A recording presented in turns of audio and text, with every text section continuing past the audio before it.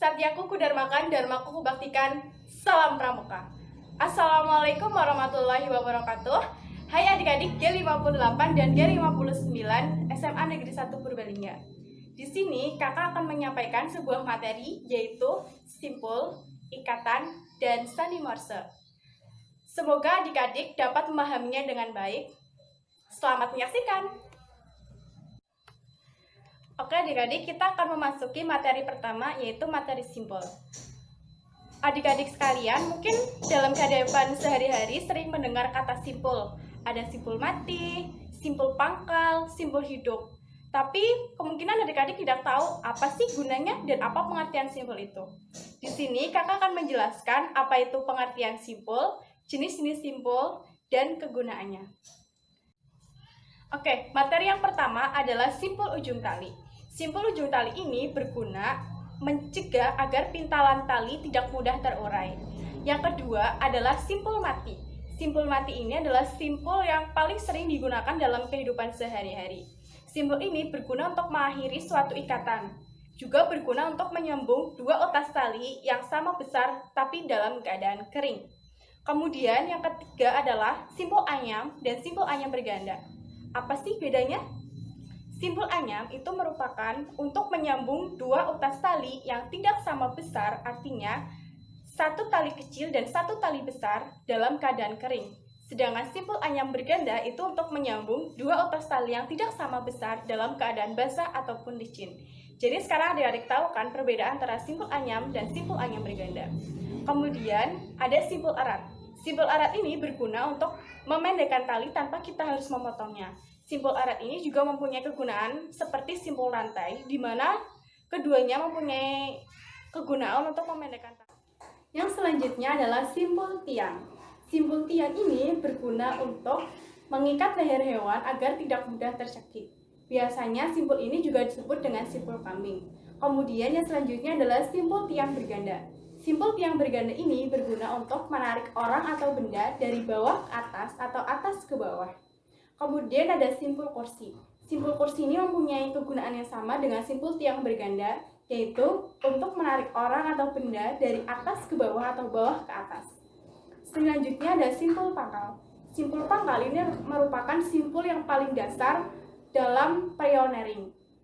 Jadi jika Anda atau adik-adik sekalian ingin membuat sebuah pioneering, adik-adik harus mempelajari simpul pangkal. Simpul pangkal ini berguna untuk yang pertama, memulai ikatan. Yang kedua, untuk mengikatkan tali pada tiang. Dan yang ketiga, untuk membuat tandu. Simpul pangkal ini biasanya untuk memulai ikatan palang.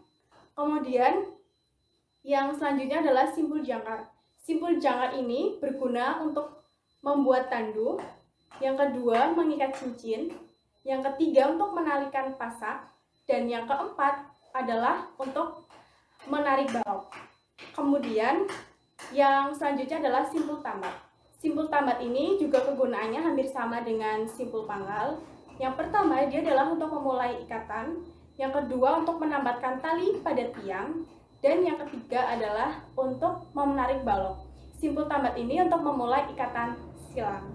Kemudian ada simpul penarik dan simpul tarik. Simpul penarik seperti katanya yaitu berguna untuk menarik balok.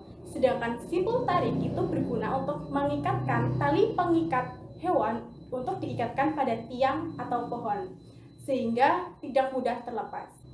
Yang selanjutnya adalah simpul gulung. Simpul gulung ini berguna untuk menarik balok dan yang terakhir adalah simpul turki. Simpul turki itu berguna untuk mencegah agar sapu lidi itu tidak mudah terurai. Yaitu intinya tuh seperti untuk mengikat sapu lidi menjadi satu ataupun untuk membuat kancu atau ring. Dalam kehidupan sehari-hari ini dipraktikkan kepada ring kayu. Jadi ring kayu itu bentuknya simpul turki. Sekian materi simpul yang kakak sampaikan. Selanjutnya adik-adik akan menjumpai penjelasan mengenai ikatan. Sampai jumpa. Assalamualaikum warahmatullahi wabarakatuh. Halo semuanya. Di sini saya Deswita Lintang Kesya Putri dari Divisi Korlap ingin menyampaikan materi tentang simpul dan ikatan, terutama materi tentang ikatan. Poin pertama, ikatan adalah hubungan antara tali dengan benda, bisa pohon, tongkat, maupun batok. Yang kedua, macam-macam ikatan. Yang pertama, ikatan pendegang, berguna untuk menegangkan tali yang kendur. Yang kedua, ikatan palang, berguna untuk mengikat dua buah tongkat yang posisinya menyikuk, seperti ini, berbentuk sudut 90 derajat. Yang ketiga, ikatan silang, berguna untuk mengikat dua buah tongkat yang posisinya saling bersilangan, seperti ini. Yang keempat, ikatan canggah, berguna untuk menyambung dua buah tongkat atau lebih dan tujuannya untuk memperpanjang tongkat. Sekian, terima kasih. Wassalamualaikum warahmatullahi wabarakatuh. Morse ialah sandi yang dapat menyimbolkan huruf, angka, dan tanda baca dalam suatu urutan tertentu yang ditandai dengan titik dan garis. Sandi Morse digunakan untuk berkirim pesan melalui telegraf dengan tanda titik sebagai bunyi pendek dan garis sebagai bunyi panjang. Penemu Morse ialah Samuel Morse, atau nama lengkapnya Samuel Finley Breese Morse, pada tahun 1835. Sandi Morse dapat dikirimkan menggunakan bendera, suara, peluit, cahaya, serta dengan tulisan. Sandi Morse yang menggunakan suara dilakukan dengan memberikan suara pendek untuk kode titik, sedangkan suara panjang digunakan untuk mewakili kode garis. Durasi suara pendek adalah 1 detik, sedangkan suara panjang adalah 3 detik. Tidak ada jarak interval antar kode dalam satu huruf. Antar huruf memiliki jarak interval 1 detik, dan antar kalimat diberi jarak interval 3 detik. Cahaya juga dapat digunakan untuk mengirimkan sandi Morse. Contoh penggunaannya adalah dengan menggunakan cahaya lampu, nyala api, atau bisa juga dengan senter. Jika menggunakan cahaya, maka kode titik ditunjukkan dengan cahaya sebanyak 3 kali bilangan, sedangkan untuk kode garis ditunjukkan dengan menggunakan 6 kali bilangan. Yang selanjutnya adalah materi, yaitu cara menghafalkan sandi Morse. Di sini cara menghafalkan sandi Morse-nya yaitu dengan cara mengelompokkan simbol atau simbol dari sandi Morse tersebut, yaitu ada 5 kelompok. Yang pertama adalah yang terdiri dari titik saja, yang kedua adalah yang terdiri dari garis saja, yang ketiga adalah yang berlawanan, yang keempat adalah yang berbalikan, dan yang kelima yang tidak ada lawannya. Contohnya ada di sini. Kemudian kita akan memasuki materi cara mengirim dan menerima sandi Morse. Cara pengiriman yaitu kita mulai dari si pihak si pengirim. Ketika pengirim akan memulai pesannya, maka si pengirim memberikan sinyal berupa A, A, A, A, dan kata tersebut tidak boleh terputus, yang artinya saya memulai pesan.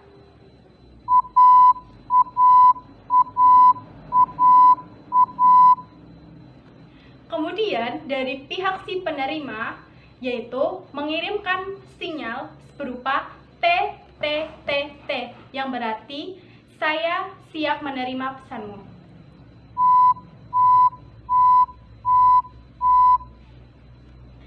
Setelah siap, dari pihak si penerima mengirimkan sinyal kembali yaitu K, artinya saya siap dan pesan bisa dimulai. Kemudian dari pihak si pengirim mulai mengirimkan pesannya. Setelah pesan selesai, maka pihak pengirim memberikan sinyal AR yang artinya pesan telah selesai.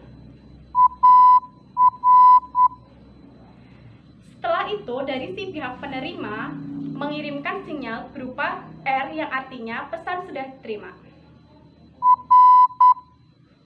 Begitulah cara pengiriman sandi dan penerimaan sandi Morse.